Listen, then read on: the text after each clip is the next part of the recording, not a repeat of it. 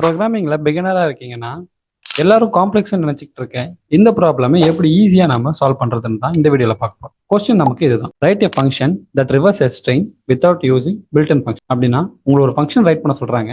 அந்த ஃபங்க்ஷன்ல ஸ்ட்ரிங்கை நீங்க ரிவர்ஸ் பண்ண போறீங்க without using built in function. Built in function use பண்ணாம நீங்க அதை பண்ணணும். ஸோ அதை எப்படி பண்றது ஸ்டெப் பை ஸ்டெப்பா பார்த்தலாம். ஃபர்ஸ்ட் நம்ம ஒரு ஃபங்க்ஷனை டிஃபைன் பண்ண போறோம். அந்த ஃபங்க்ஷனுக்கு ரிவர்ஸ் ஸ்ட்ரிங் அப்படின்னு ஒரு பேர் வைக்கிறோம். அதுக்குள்ள எஸ்ன்னு ஒரு பேராமீட்டர் செட் பண்றோம். அந்த பேராமீட்டர் தான் உள்ள என்னோட வேல்யூஸை கொண்டு போகுது.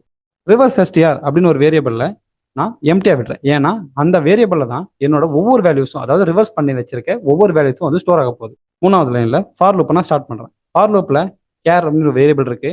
எஸ்ன்ற வேல்யூஸ்ல இருக்க எல்லா ஒவ்வொரு வேல்யூஸும் கேர்ன்ற வேரியபிள்ல போய் ஸ்டோர் ஆக போகுது. ஸ்டோர் ஆனதுக்கு அப்புறம் ரிவர்ஸ் எஸ்டிஆர் அப்படின்ற ஒரு வேரியபிள்ல ஒவ்வொரு வேல்யூஸும் வந்து போய் உட்கார போகுது. ஸோ லாஜிக் என்னன்றது கண்டிப்பா உங்களுக்கு கடைசியில புரியும். கடைசி லைன்ல ரிட்டர்ன் பண்றேன். எதை ரிட்டர்ன் பண்றேன்னா எல்லா வேல்யூஸும் ஸ்டோர் பண்ணி வச்சிருக்க ரிவர்ஸ் எஸ்டிஆர் அப்படின்ற வேரியபிள் நான் ரிட்டர்ன் பண்றேன். ஸோ இப்போ இந்த ப்ரோக்ராம் நான் ரன் பண்ணேன் அப்படின்னா இங்க முன்னாடி கொடுத்துருக்க ஹைடெக் அப்படின்ற வேல்யூ எனக்கு இங்க ரிவர்ஸ்ல வந்துடும். அது எப்படி வந்தது?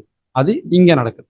இங்க என்ன நடக்குதுன்னா ஒவ்வொரு வாட்டியும் என்னோட வேல்யூஸ் ஒவ்வொன்றா போயிட்டு ரிவர்ஸ் எஸ்டிஆர் அப்படின்ற வேரியபிள்ல ஸ்டோர் ஆகுது.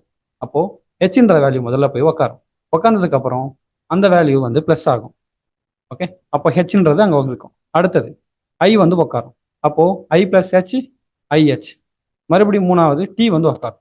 D plus I H டிஐஹெச்.